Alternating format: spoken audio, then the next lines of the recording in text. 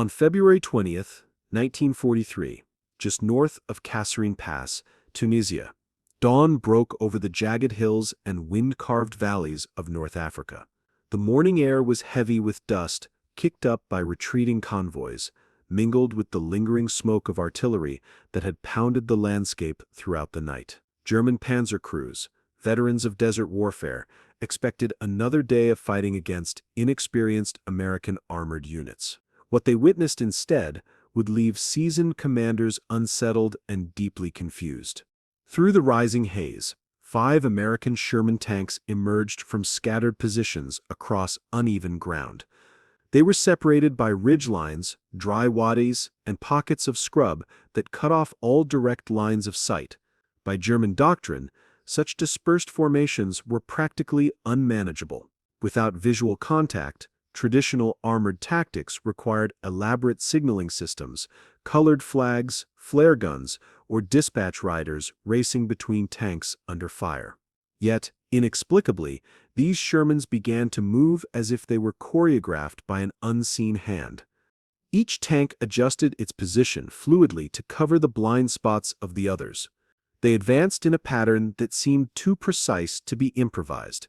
There were no flare bursts lighting the sky, no motorcyclists weaving between armored columns, and no radio towers visible on the ridges.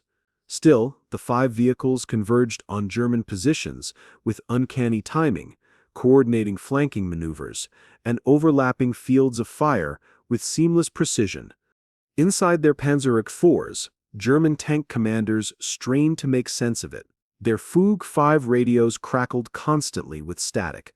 Voices from company headquarters were faint, often drowned out by interference from their own engines and the battlefield's electrical noise. These 10-watt AM transmitters, considered cutting-edge a decade earlier, struggled to carry a clear signal over even a few hundred meters while tanks were in motion. Many panzers had no transmitters at all, only receivers, leaving crews unable to report enemy movements or request support.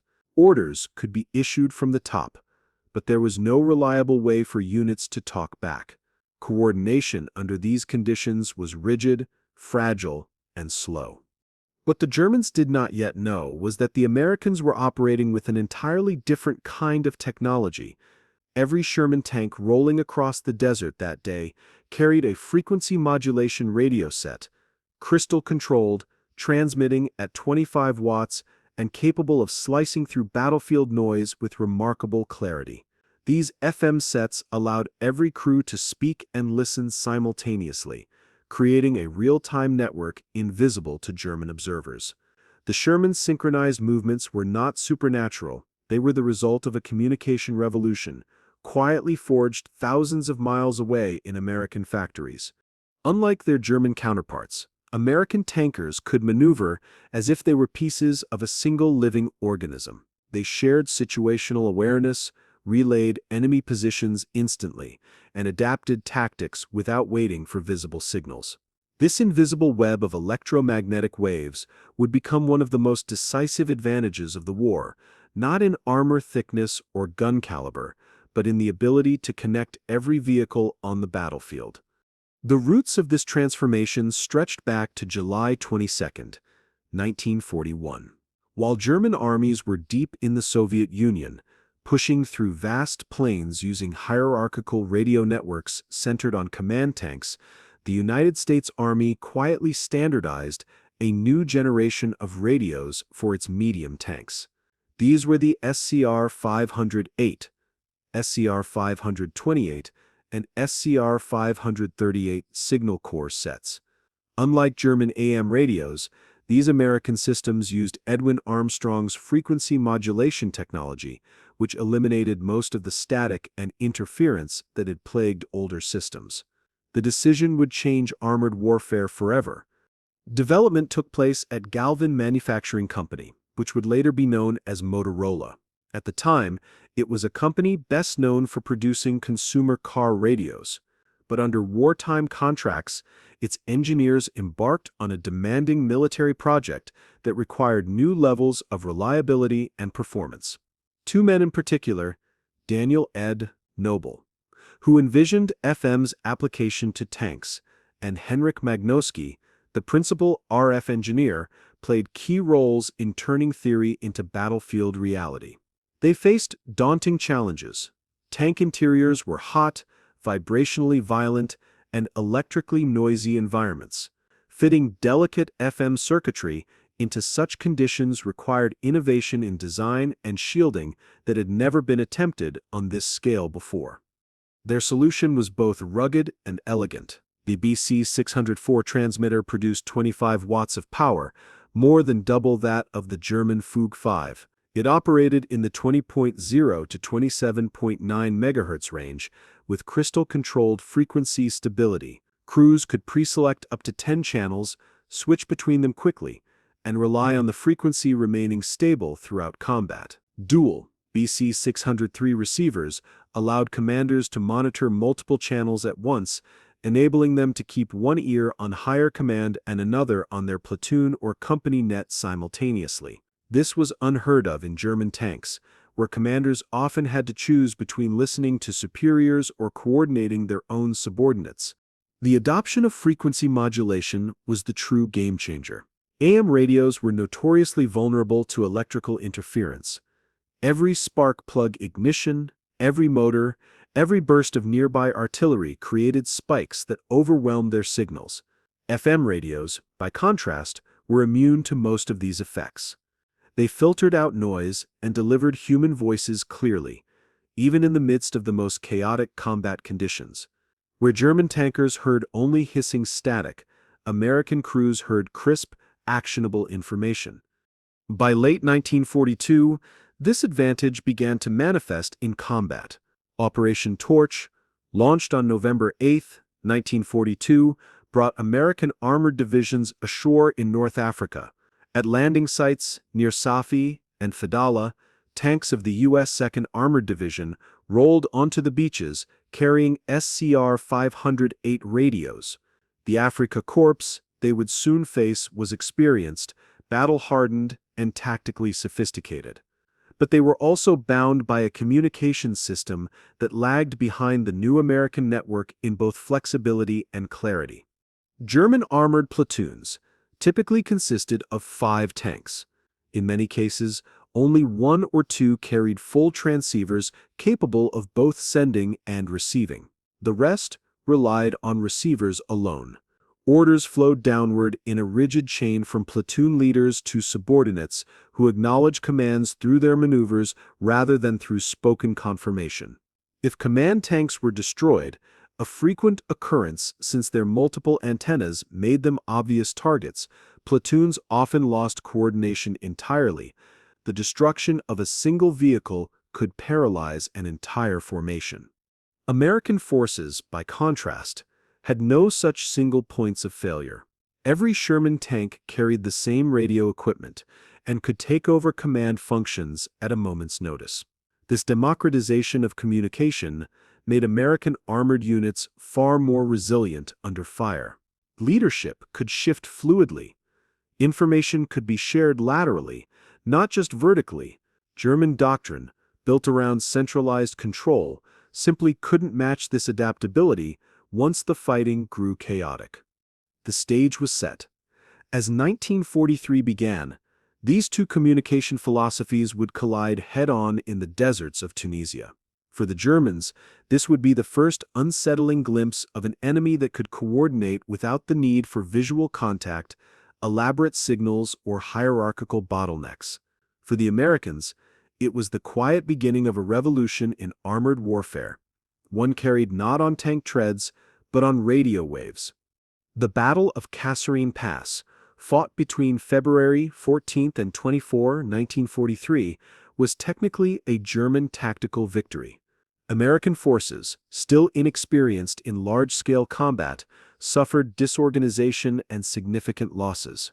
But beneath the surface of the battlefield, something far more consequential was taking shape. German commanders, including veterans of campaigns across Europe and Russia, began to notice patterns that didn't fit their expectations. During the chaotic engagements across roughly 50 miles of rugged terrain, scattered elements of the U.S. 1st Armored Division displayed an unexpected ability to coordinate. Tank crews, who had never trained together, exchanged information with remarkable speed. Units that had become separated by miles of broken terrain were able to execute combined maneuvers, call for artillery fire, and share intelligence as if they were part of a single, well-rehearsed force.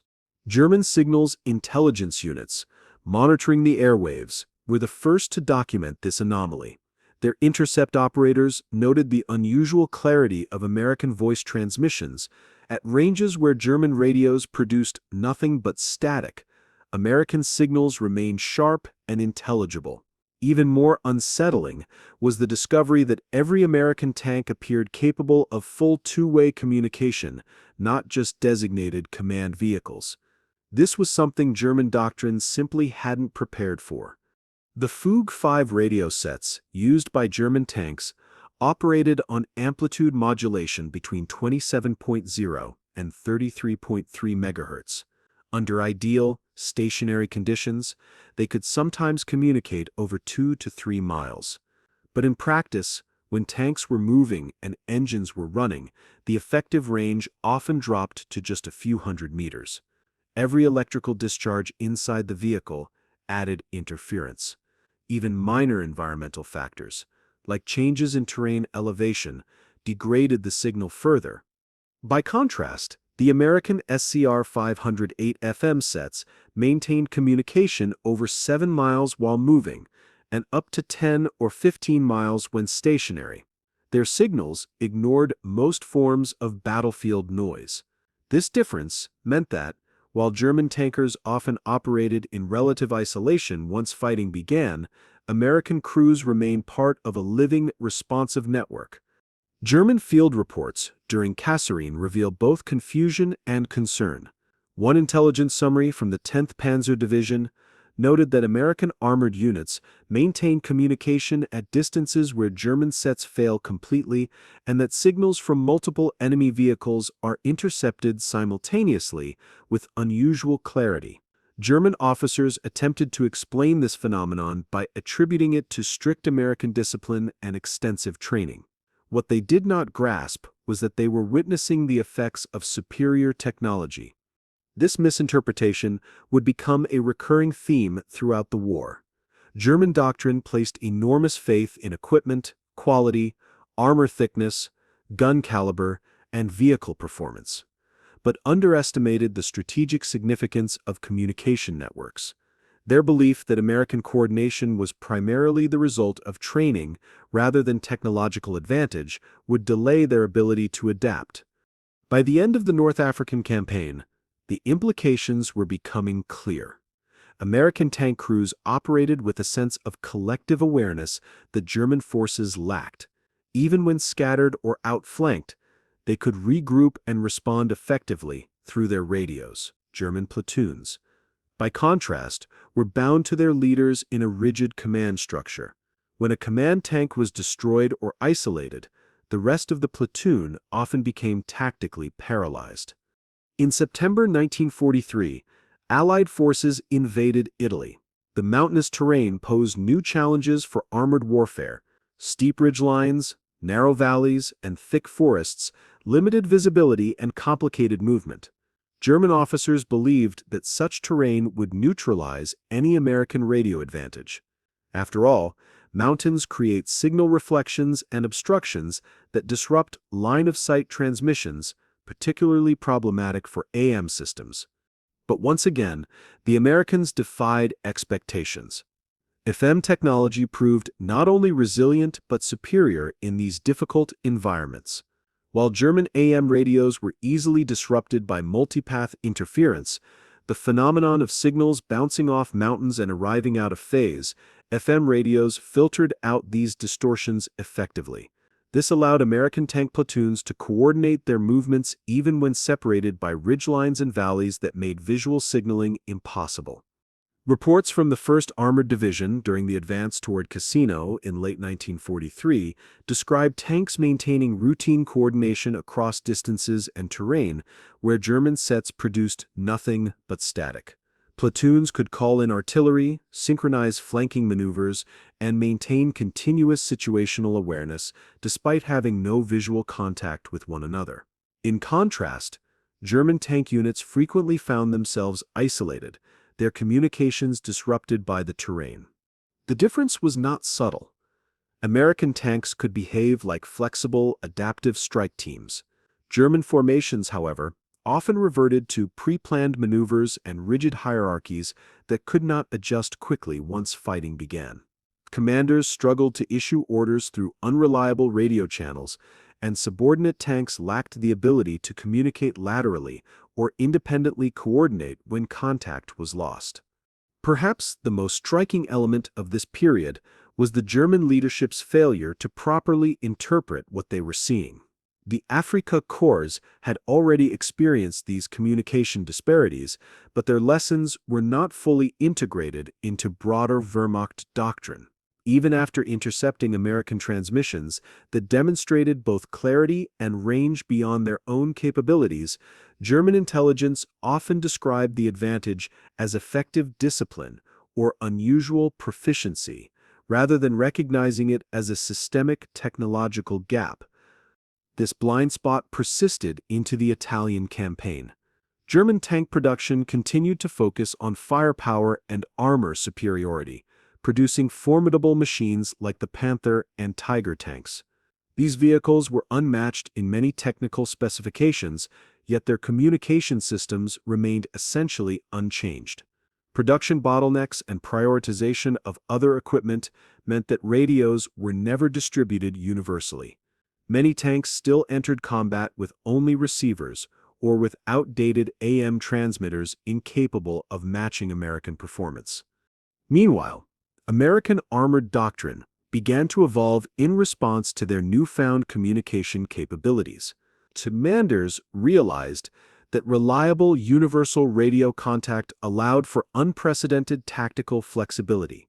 Units could be mixed and reorganized on short notice, forming ad hoc battle groups tailored to specific objectives. Because every tank shared compatible communication systems, coordination was seamless even among units that had never operated together before. This would become a defining feature of American operations in the later stages of the war. By the end of 1943, American forces had demonstrated their ability to sustain effective communication networks across both the deserts of North Africa and the mountains of Italy. German forces, though often technically superior in individual tank design, were increasingly disadvantaged by their communication infrastructure. They faced an enemy that could coordinate without seeing, adapt without waiting, and react without delay.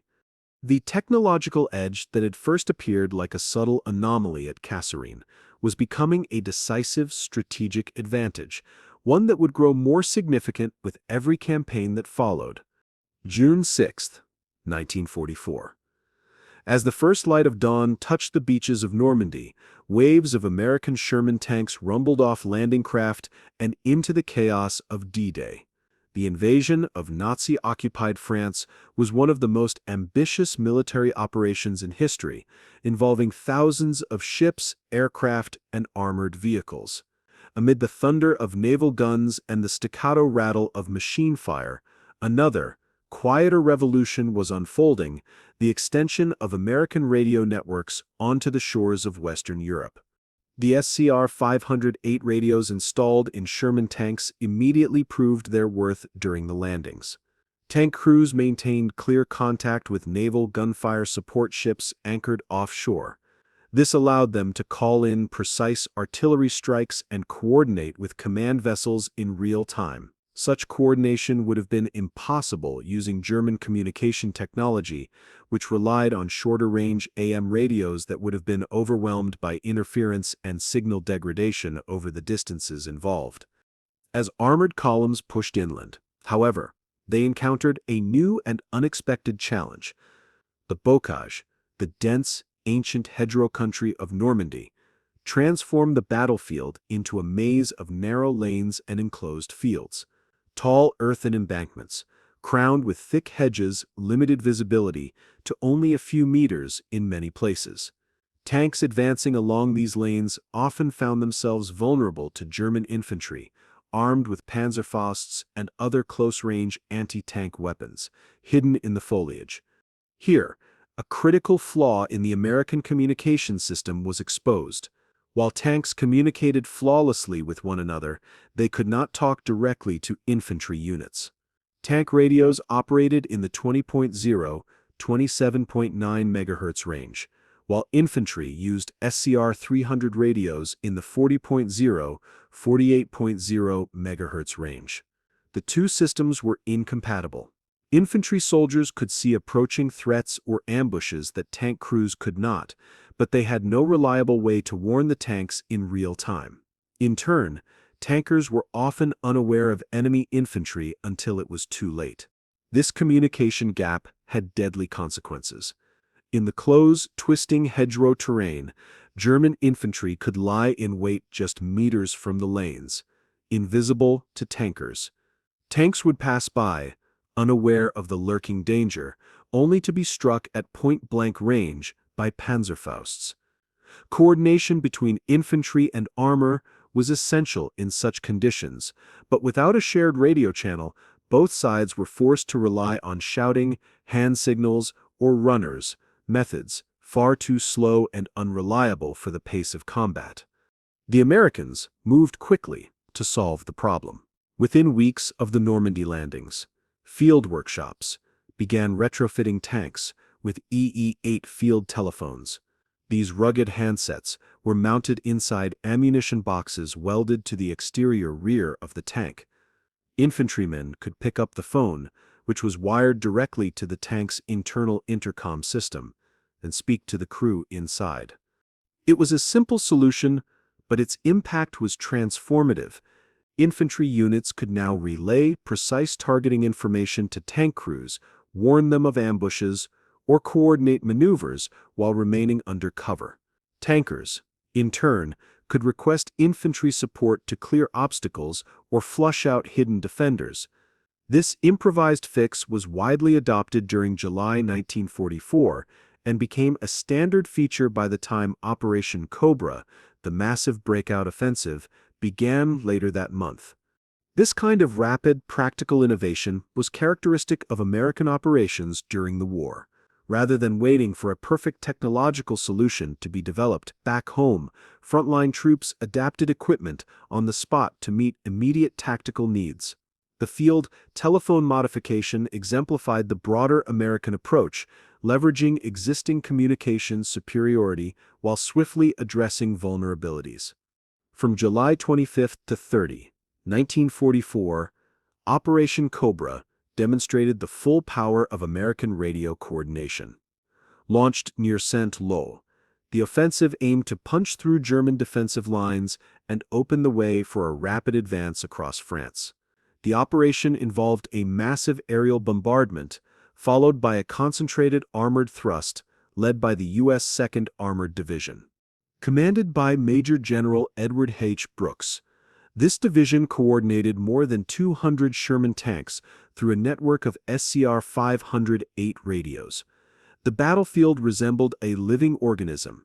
Information flowed instantly between units, allowing for near-simultaneous responses to changing situations. When one tank encountered resistance, others miles away adjusted their movements or directed supporting fire based on radio reports. Artillery units were closely integrated into these networks. Forward observers riding in tanks or accompanying infantry relayed precise target locations through the same FM radio channels. Once coordinates were transmitted, artillery strikes could be arranged within minutes. The result was unprecedented responsiveness. German positions that might have taken hours to suppress using older methods were being destroyed almost in real time. For German defenders, this was bewildering. The elite Panzer Lehr Division, one of Germany's premier armored units, found itself under relentless pressure from an opponent that seemed to possess supernatural awareness of the battlefield. American tanks maneuvered with coordinated precision, artillery fire landed with startling accuracy, and breakthroughs were exploited faster than German commanders could react. The contrast with German communication capabilities was stark. By this stage of the war, many German tanks operated without functioning radios at all, due to production shortages and battlefield attrition. Those that did still relied on AM systems with short range and heavy interference. In the bocage terrain, where visibility was often limited to less than 100 meters, these radios were nearly useless.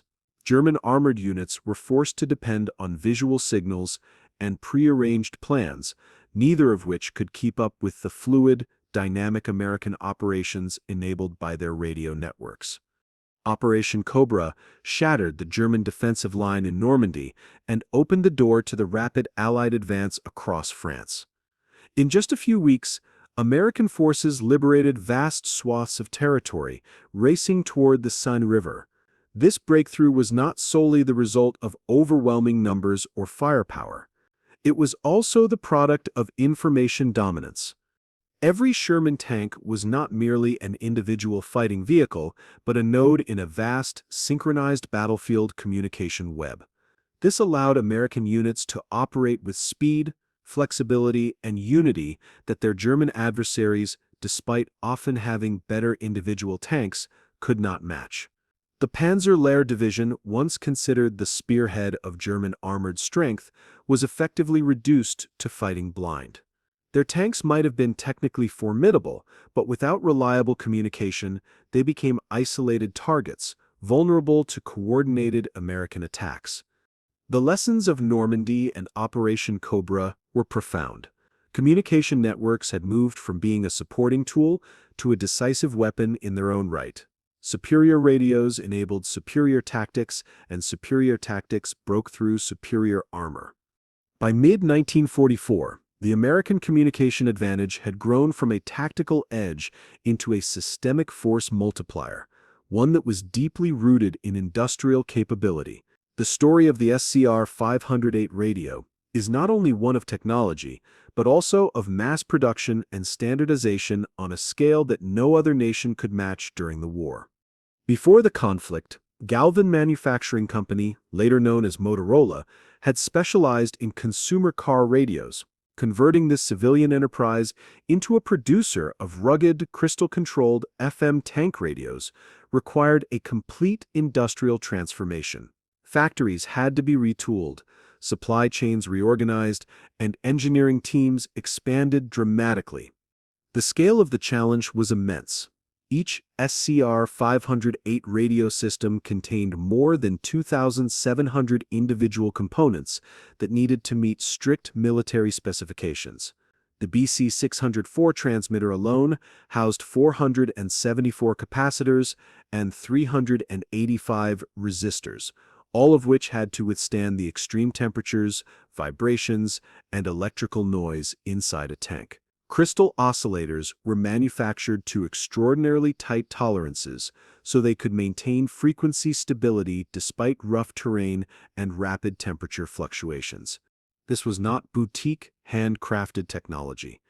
This was mass production at unprecedented levels of precision. In 1942, American factories produced roughly 3,800 SCR-508 family radios. By 1943, that number had climbed to over 11,000. In 1944, production surged past 24,000 units, bringing total wartime output to more than 50,000 tank radio sets. This ensured that every one of the 49,000+ Sherman tanks manufactured during the war rolled off the assembly line already equipped with advanced FM communication systems. No other nation came close to this level of comprehensive deployment. Germany, despite its engineering prowess, simply could not keep up. In 1943, German factories produced around 5,700 medium tanks, but fewer than 2,000 Food 5 transceivers. Many of those radios were allocated to command vehicles or assault guns, leaving ordinary tank crews with only receivers or none at all. The result was a chronic shortage that left German armored units fractured and poorly connected. Even their most advanced tanks often went into battle unable to fully communicate with one another. The Soviet Union faced an even more severe communication deficit. The famous T-34, despite its mechanical reliability and battlefield success, typically entered combat without radios during the early years of the war. Soviet doctrine relied on pre-planned maneuvers and flag signals for coordination, a method that proved disastrous against fast-moving German formations in 1941. Lend-Lease shipments from the United States helped somewhat by providing radios for Soviet command tanks, but even by 1945, only about a quarter of Soviet tanks were radio-equipped. The contrast could not have been sharper. While other nations struggled to equip a fraction of their armored forces, the United States achieved near-total radio saturation. This was not a coincidence. It was the product of deliberate planning, massive industrial mobilization, and the understanding that communication was not optional but foundational to modern warfare. This universal radio deployment had profound effects on American armored doctrine. Traditional armored warfare, as practiced by Germany early in the war, relied on tightly structured formations with clear hierarchies. Command tanks issued orders. Subordinates executed them. Flexibility depended on keeping commanders alive and signals visible. American forces, however, began to operate very differently. Because every tank could talk to every other tank, and commanders could communicate with both subordinates and peers simultaneously, task organization became fluid. Units could be mixed and matched for specific missions without losing coordination. If a commander's tank was destroyed, another crew could immediately assume leadership without confusion. This adaptability gave rise to the concept of combat commands, flexible, task-oriented groups within armored divisions. Rather than sticking rigidly to predefined formations, American commanders could assemble mixed groups of tanks, infantry, artillery, and engineers for particular objectives. These groups could then reorganize rapidly as situations evolved, confident that communication would hold everything together. German commanders, accustomed to rigid structures dictated by communication limitations, found this approach baffling. They often interpreted American flexibility as evidence of chaotic improvisation, failing to see that it was underpinned by reliable universal radio networks. In truth, it represented a new kind of battlefield command, one that leveraged connectivity rather than sheer firepower. Nowhere was this transformation more vividly demonstrated than at the Battle of Ericourt, fought in northeastern France in September 1944. Here, the U.S. 4th Armored Division faced multiple German panzer brigades, equipped with some of the Wehrmacht's most formidable tanks, including the Panther. On paper, the Germans enjoyed a clear advantage in armor and firepower. The Panther's 75 mm high-velocity gun could destroy a Sherman from well over a kilometer away, while the Sherman's 75 mm gun struggled to penetrate Panther frontal armor, except at very close range. But battles are not fought on paper. The foggy, rolling terrain around Ericourt limited long-range visibility, negating some of the German advantages. More importantly, American radio coordination turned the engagement into a showcase of networked warfare versus platform superiority. Every Sherman tank on the battlefield was part of a tightly integrated communication web. Enemy sightings were reported instantly and broadcast across the network.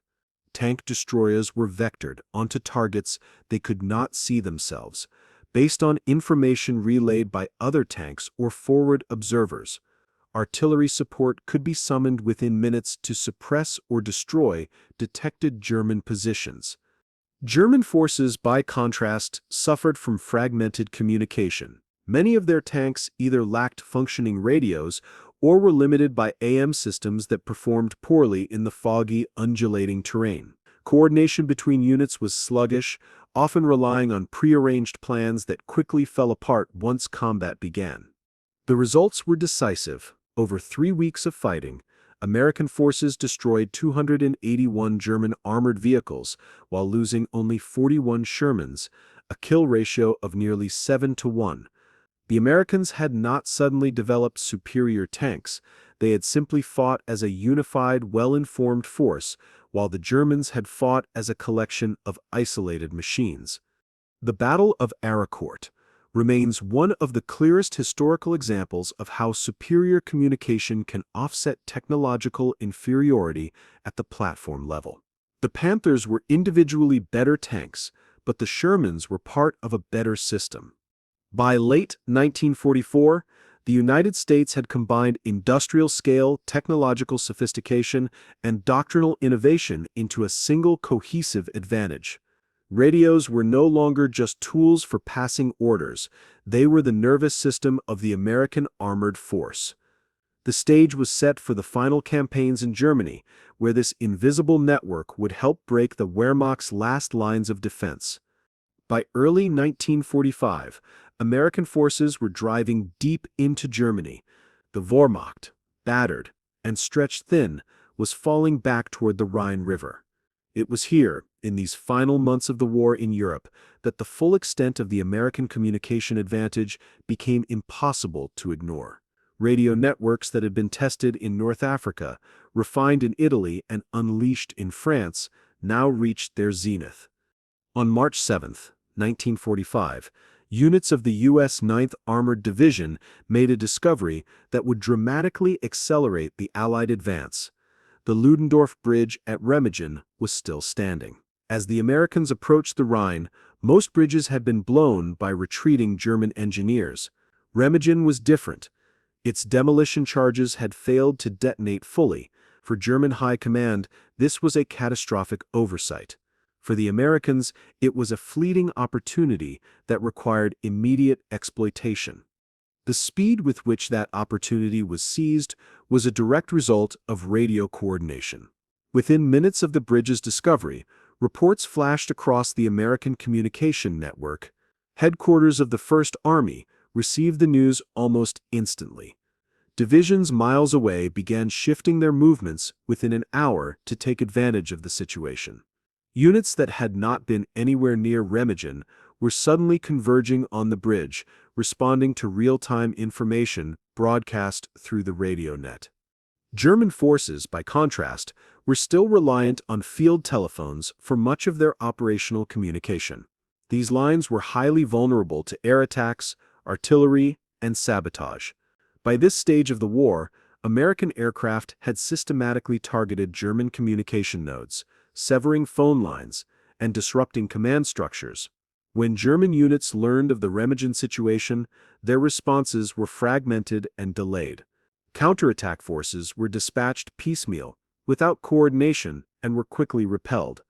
American radio networks not only enabled the rapid exploitation of the Remagen bridgehead, but also ensured its defense. Tank platoons from different battalions, even different divisions, were able to integrate seamlessly once they reached the bridgehead area. They coordinated fields of fire, shared intelligence on enemy positions, and organized defensive perimeters almost instantly. German counterattacks, lacking synchronization due to communication breakdowns, were disorganized and ineffective. In April 1945, during the encirclement of the Ruhr Pocket, these dynamics reached their peak. American 1st and 9th Armies executed a massive double envelopment mover that trapped approximately 325,000 German troops. This operation depended entirely on real-time radio coordination across multiple corps and divisions. Tank columns from different directions advanced with precision timing, closing the encirclement ring without leaving exploitable gaps. Inside the Ruhr Pocket, German communications collapsed. Repeated Allied airstrikes and artillery barrages had knocked out headquarters and severed telephone lines. Units lost contact with one another and with higher command. Field Marshal Walter Model, overseeing the defense, sent increasingly desperate messages as his ability to control the battle unraveled. His final transmissions revealed the grim reality: no contact with adjacent units, no communication with higher headquarters, coordination impossible. German formations disintegrated into isolated clusters of resistance, unable to maneuver or support each other effectively. American forces, meanwhile, operated as a single coherent organism. Fighter bombers received targeting updates from forward air controllers embedded with ground forces, who relayed information via radio. Artillery batteries responded to tank units' calls for fire support within minutes. Commanders adjusted their operational plans based on up-to-the-minute intelligence. This level of synchronization, unimaginable just a few years earlier, was now routine. Beyond the tactical and operational levels, the radio network also had a profound psychological impact on the crews who fought within it. For American tankers, radios created a sense of connection that extended far beyond their armored hulls. Even when physically isolated, cut off in fog, separated by terrain, or surrounded by enemy forces, crews knew they were never truly alone. A voice was always a switch away. Reinforcements could be called, artillery could be summoned, and situational updates could be shared instantly. German tank crews experienced the opposite. Cut off by unreliable radios or complete communication failures, they often fought as isolated individuals within larger battles. Even elite panzer units suffered from this sense of fragmentation. Commanders frequently complained of entering engagements blind, unable to coordinate with neighboring tanks or infantry once fighting began. This isolation fostered caution, hesitation, and in many cases, fatal misunderstandings on the battlefield. Otto Carius, one of Germany's most successful tank commanders, later wrote about these challenges in his memoir Tigers in the Mud. While he focused largely on tactical aspects, his experiences reflected a broader truth. German crews were often forced to make critical decisions in a vacuum, with little or no information about the broader situation. American crews, in contrast, could rely on a constant stream of updates and mutual support.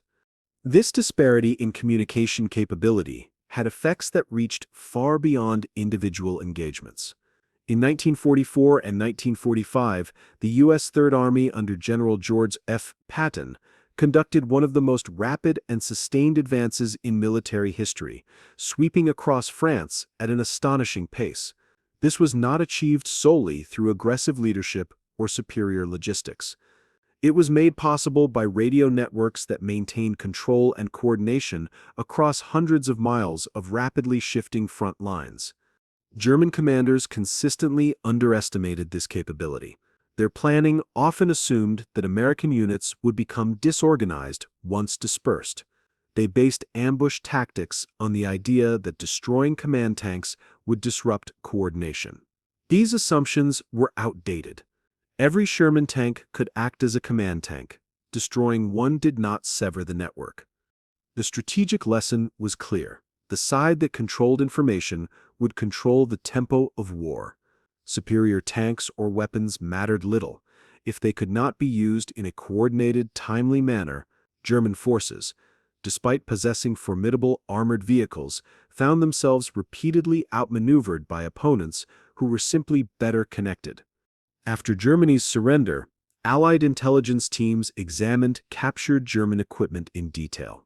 Their reports confirmed what battlefield experience had already proven: German communication technology was several years behind American systems. The absence of FM technology, limited distribution of radios, and poor electrical suppression had created critical vulnerabilities that Germany never managed to overcome. Soviet evaluators reached similar conclusions. Given access to both American and German captured equipment, they chose to model their post-war tank radio systems on American designs rather than German ones. The lesson had been learned. Communication superiority was not an accessory. It was a core requirement for modern mechanized warfare. This principle extended into the post-war era.